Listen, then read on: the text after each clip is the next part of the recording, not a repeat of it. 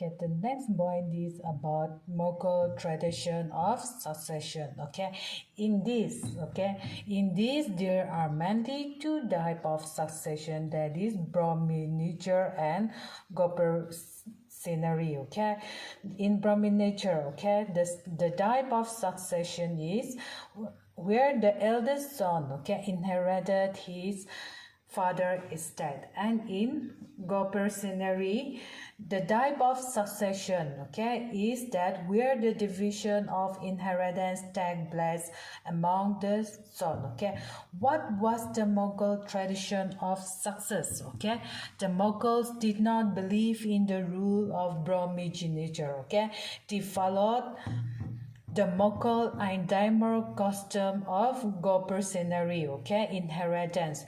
Due to this tradition of succession, okay, many times Mughal branches had a rebellion against their rule father and potentially successors, brothers. Also, example like the act of Aurangzeb, okay. Mughal relationship with other ruler, okay. Mughal ruler, okay, they game constantly against the ruler, okay, who refused to accept their authority. Not only that, okay, other than military gambling, okay, Mughal has some diplomatic strategies for expansion, okay. As the Mughal become powerful, okay, many other rulers also join them voluntarily.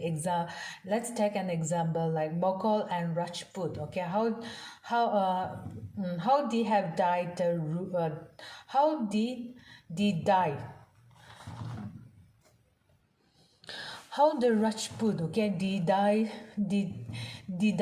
with the Mughal, okay, like many of them, okay, marry their daughter into Mughal family and receive high possession.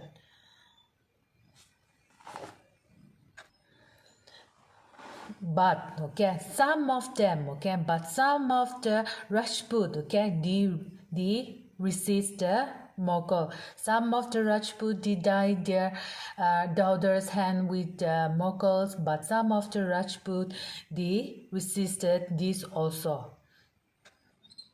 The Sisodia Rajput, okay, they refused to accept the Mongol authority, okay, for a long time. Not only that, Sisodia Rajput, okay, even Maharana Pratap, okay, he also resisted the Mughal, but still then, okay, the Mughals were successful in grading and empire, okay, the art of balancing, okay, they carefully balanced between defeating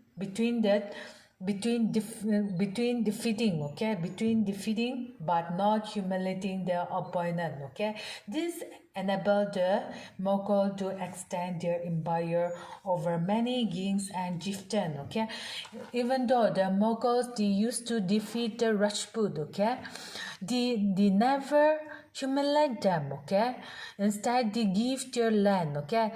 They give their land back as an assignment, okay, and this, okay, balance them, okay, this balance them, but all the time they couldn't give that balance all the time. Okay, let's take an example, okay. The policies of Aurangzeb, okay. Aurangzeb insulted Shivaji, okay, when he came to accept Mughal authority consequently, okay. They have seen many rebellion during that time, okay. During that time, many rebellion were seen during that time, the Masabdar and the Jakidars. Understanding the background about the Masibdar and Jakidars, okay, how the empire expanded, okay, more people would be required to govern the empire. Therefore, from a small nucleus of nucleus of Turkish noble, okay? Turkish noble, they expanded to include Iran, Iranian, Indian, Muslim, Afghans, Rajput, Marathas, and other groups, okay? Not only that, recruitment in Mughal service, okay? Those who joined Mughal service were enrolled at Mansabdars, okay?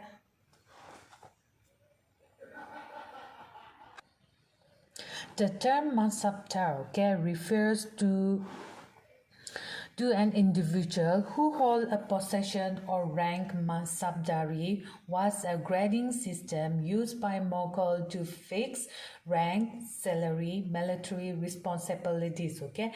The concept of Z ranking, okay, is a numerical value depending on which the salary and rank of Mansabdar was decided.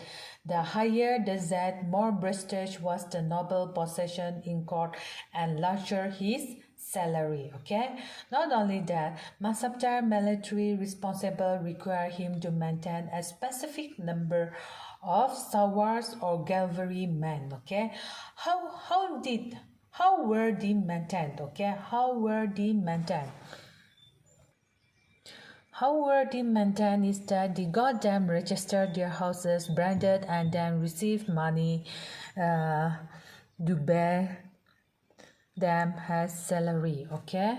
And after the Jakidar system, okay, Mansabdar received their salary as revenue assignment called Jakir, which were somewhat like Iktas, okay, but different from Iktadari system, okay, unlike Muktis or Iktadars, okay. Most Mansabdars did not actually receive or administrate their Jakidars, okay. They only had the right to the revenue of their assignment, which was collected for them, okay, by their servant.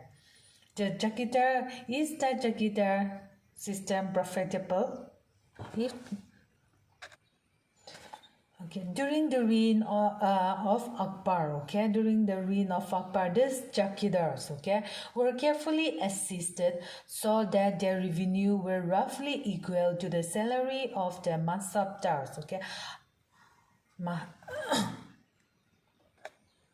Afterward, by Aurangzeb's reign, this was no longer the case and the actual revenue collected was often less than the granted sum increase in the number of Mansabdars, okay.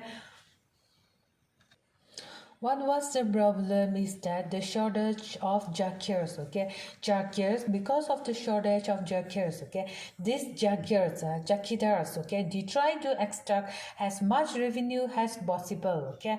The basin, during that time, basinry therefore suffered deleteriously, okay. During that time, during that Aurangzeb, okay, Aurangzeb was unable to control the development in the last year of his reign. So at the time, the peasant they suffered deleteriously.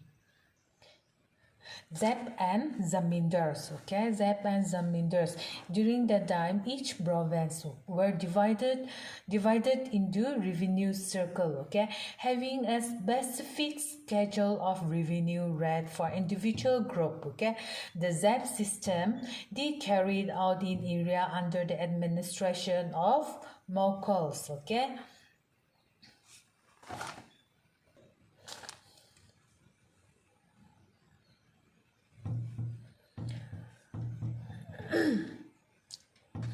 This was not possible. This was not possible in provinces such as Gujarat and Bengal, okay. In some areas, okay, the zamindars they exercise a great deal of power, okay.